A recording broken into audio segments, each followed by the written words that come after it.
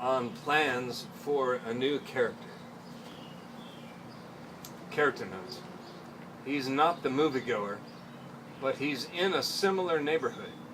Something about the essential quality of despair as being unawares of it.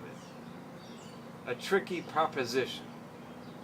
A tricky proposition. Something only our favorite fictional characters are capable of. To expose without motive. To speak without irony. Something Dan did not achieve perfectly. Something his future brother-in-law has a better handle on. To tell of things desperately, thoughtfully, without hidden agenda or trickery, like a child. His story is one of stale endings and fresh beginnings. Things not tied neatly up and other things newly unfolding. For the most part, physical stuff, like where he lives now, what he's doing, who he sees and talks to, and also, occasionally, what he's thinking.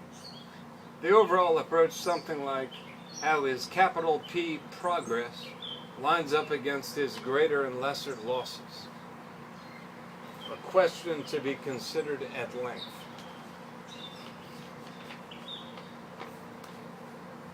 On trying to sum up one's life with a single image. A picture of a man riding an awkward wheelie.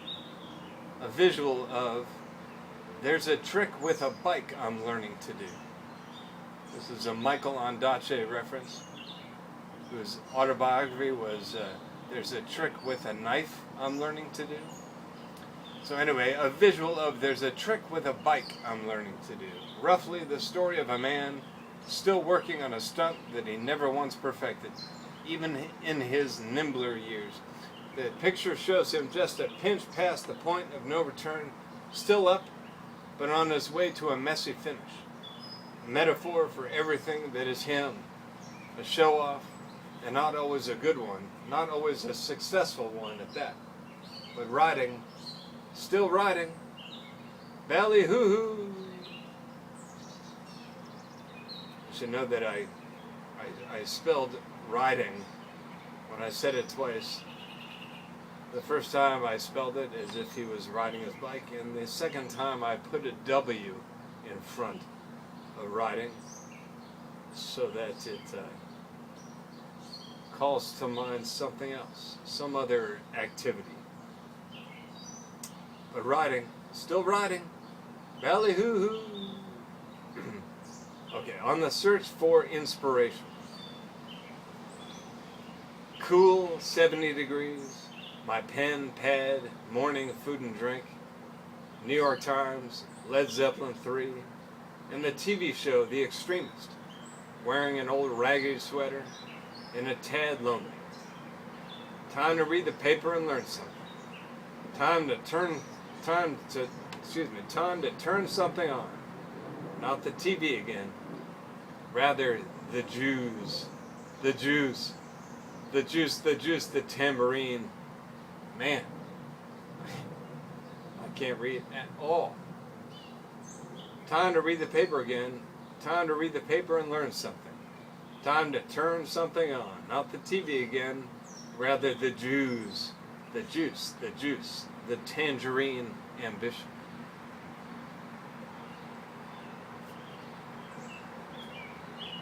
On provocative opening lines. I decided to stop writing altogether, and I'll tell you why.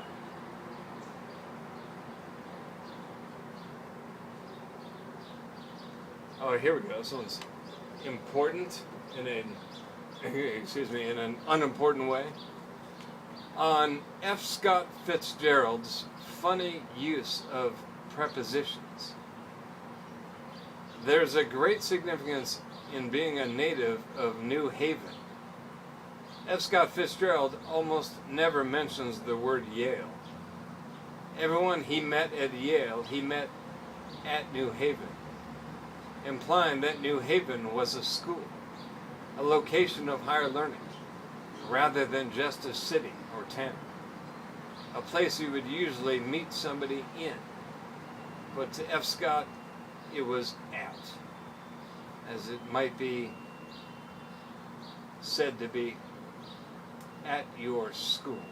We won't mention the big names like Yale, for example. We'll just mention the little town that Yale is in.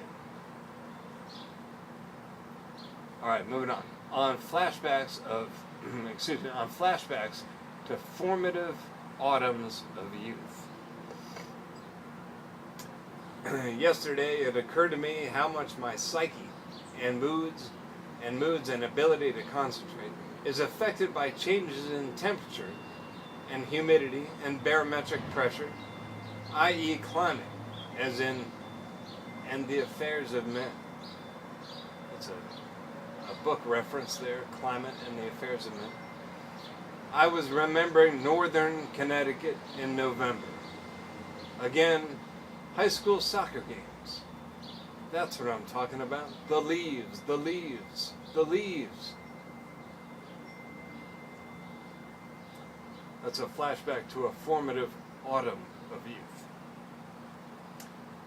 On a continuation of a provocative opening line, I've decided to stop writing altogether, and I'll tell you why.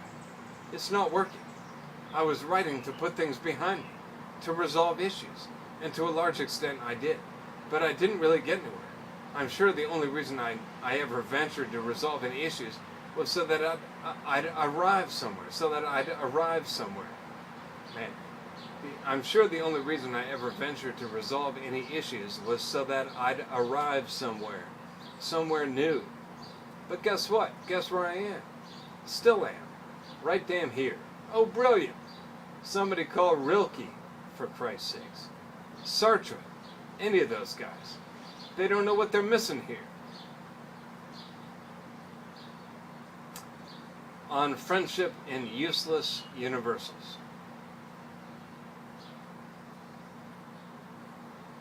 Just a little something about the omnipresent juxtaposition of the forces of pride and forces of friendship. A real best friend is never so much a soulmate as an ego foil, a non-believer, your old personal anti-romantic. Yes, we've heard this all before, but damn it, there's a sentence I've never seen before. I like the bit about the anti-romantic.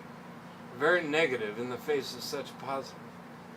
And of course, the reflexive demands that this best friend mantra is only applicable in cases where the romantic is the scribbler and the best friend is the rogue business boy.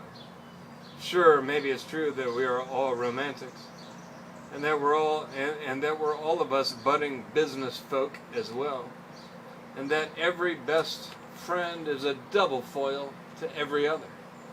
However, most of the time, for better or for worse, I simply don't see it that way. On a very important brand new love. On a very important brand new love. Strange changes are afoot. A very unfamiliar subject is arising, and that is a romance grounded in reality. Magically, the sophisticated slacker and this girl live in the same city.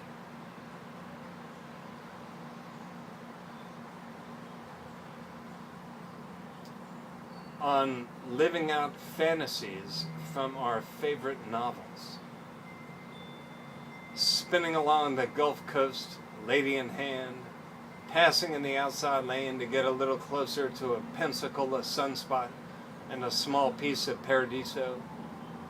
Books and movies and long-lost issues flit through like so many meaningless postcards from people you long ago stopped caring about. Love is driving fast through Mississippi with a new girlfriend. A splendid prophecy unfolding and self-fulfilling and unbelievably satisfying. The sunniest October on record. On romance's effect on the ability to concentrate at work. It's a deep subject. Friday, Saturday, Sunday through Monday, Tuesday, quite a stretch. Very nice all the way around. Maybe she hasn't even left yet. Maybe she's still asleep. No, she went off to class to meet some friend of hers at 8.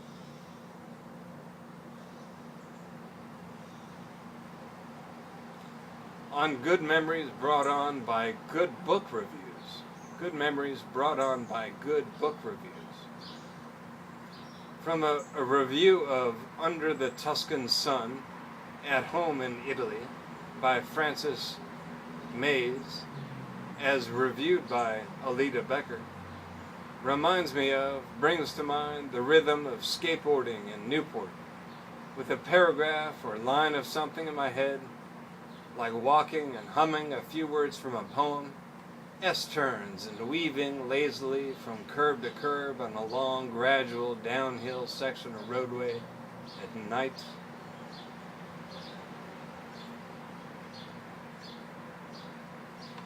On advanced contemplation of Till Death Do Us Part. Falling into a relationship that seems to work can be a very melancholy affair.